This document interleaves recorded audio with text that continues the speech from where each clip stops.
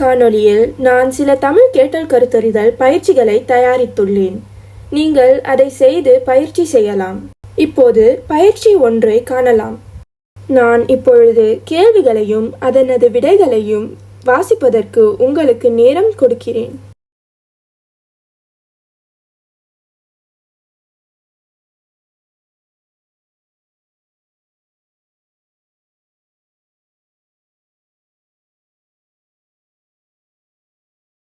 பணுவலை கவனமாக கேளுங்கள். நல்ல உணவு பழக்க வழக்கங்களும் உடலை கட்டாக வைத்திருக்கக்கூடிய முறையான உடற்பயிற்சிகளை மேற்கொள்ளுதலும் தீய பழக்கங்களுக்கு அடிமையாகாமல் இருத்தலும் நம்மை வாழுங்காலம் வரை ஆரோக்கியமாக வைத்திருக்க உதவுகின்றன. இவற்றை முகிலன் உணரவில்லை. அவன் ஒரு சாப்பாட்டு ராமன். அமிர்தமே ஆனாலும் அளவோடு உண் என்ற பெரியோரின் மொழியை உதாசீனப்படுத்தினான் முகிலன். அளவுக்கு அதிகமான இனிப்பையும் எண்ணெயில் பொரித்த உணவுகளையும் உண்டான். 10 அகவைக்குள் அவன் மிகவும் பருத்து காணப்பட்டான்.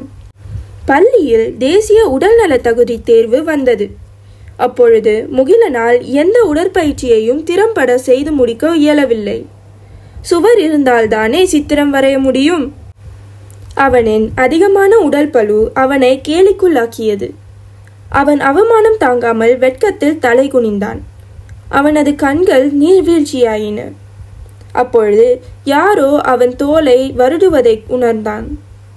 அது அவனது உடற்பயிற்சி ஆசிரியர் திருமாறன். நீங்கள் இப்போது கேள்விகளுக்கு விடையளியுங்கள். கேள்வி 1. முகிலன் ஏன் மிகவும் பருத்து காணப்பட்டான்? A. பள்ளியில் தேசிய உடல்நல தகுதி தேர்வு வந்தது. B. அவன் முறையான உடற்பயிற்சிகளை மேற்கொள்ளவில்லை. C. அவன் அளவுக்கு அதிகமான இனிப்பையும் எண்ணெயில் பொரித்த உணவுகளையும் உண்டான். D. அவன் தீய பழக்கங்களுக்கு அடிமையாகினான். கேள்வி 2. எது முகிலனை கேலிக்குள்ளாக்கியது? A. அவனால் எந்த உடற்பயிற்சியையும் செய்து முடிக்க இயலாதது. B. அவனின் அதிகமான உடல் பளு. C. அவன் வெட்கத்தில் தலை குனிந்தது. D. அவனது உடற்பயிற்சி ஆசிரியர் அவனது தோலை வருடியது. பணுவலை மீண்டும் கவனமாக கேளுங்கள். நல்ல உணவு பழக்க வழக்கங்களும் உடலை கட்டாக வைத்திருக்கக்கூடிய முறையான உடற்பயிற்சிகளை மேற்கொள்ளுதலும் தீய பழக்கங்களுக்கு அடிமையாகாமல் இருத்தலும் நம்மை வாழுங்காலம் வரை ஆரோக்கியமாக வைத்திருக்க உதவுகின்றன. இவற்றை முகிலன் உணரவில்லை. அவன் ஒரு சாப்பாட்டு ராமன்.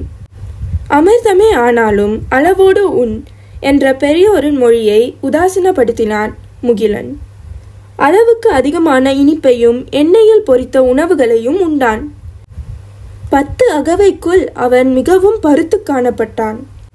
பள்ளியில் தேசிய உடல்நல தகுதி தேர்வு வந்தது. அப்பொழுது முகிலனால் எந்த உடற்பயிற்சியையும் திறம்பட செய்து முடிக்க இயலவில்லை. சுவர் இருந்தால்தானே சித்திரம் வரைய முடியும். அவனின் அதிகமான உடல் பளு அவனை கேலிக்குள்ளாக்கியது. அவன் அவமானம் தாங்காமல் வெட்கத்தில் தலை குனிந்தான். அவனது கண்கள் நீர்வீழ்ச்சியாயின. அப்பொழுது யாரோ அவன் தோலை வருடுவதை உணர்ந்தான். அது அவனது உடற்பயிற்சி ஆசிரியர் திருமாறன். இப்போது பயிற்சி 2 காணலாம். நான் இப்பொழுது கேள்விகளையும் அதனது விடைகளையும் வாசிப்பதற்கு உங்களுக்கு நேரம் கொடுக்கிறேன்.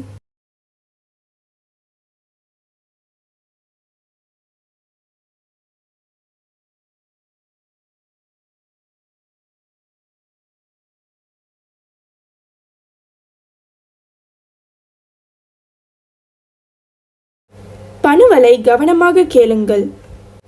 ரவியும் ரகுவும் ஒரு தாய் வயிற்று பிள்ளைகளைப் போல் நெருங்கிய நண்பர்களாய் இருந்தனர். இருவரும் ஒரே பள்ளியில் ஒரே வகுப்பில் படித்தனர்.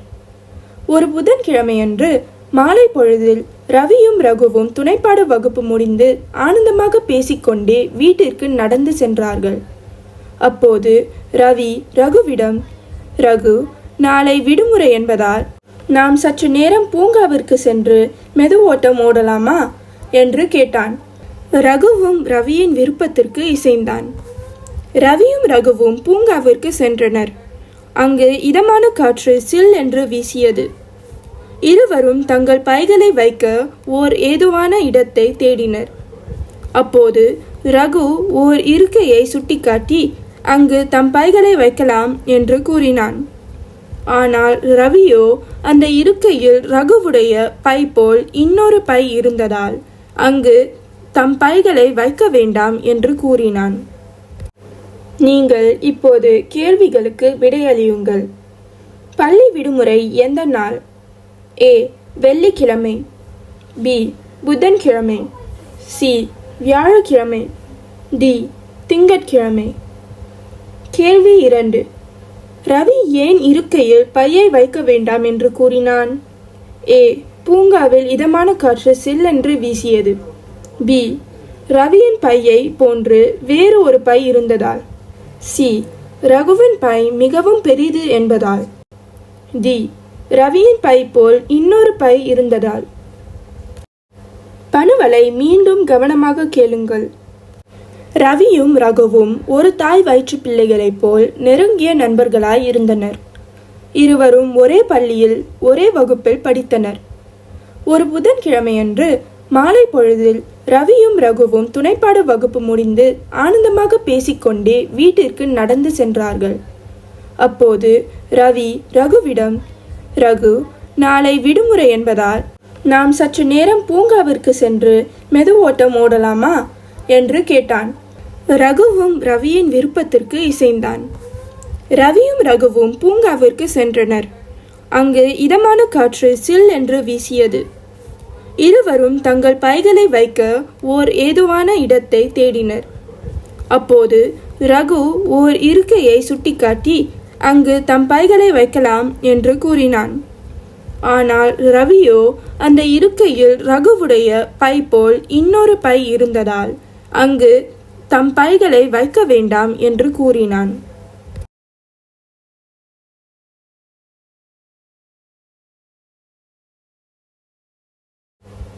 இப்போது விடைகள் காட்டப்படும்.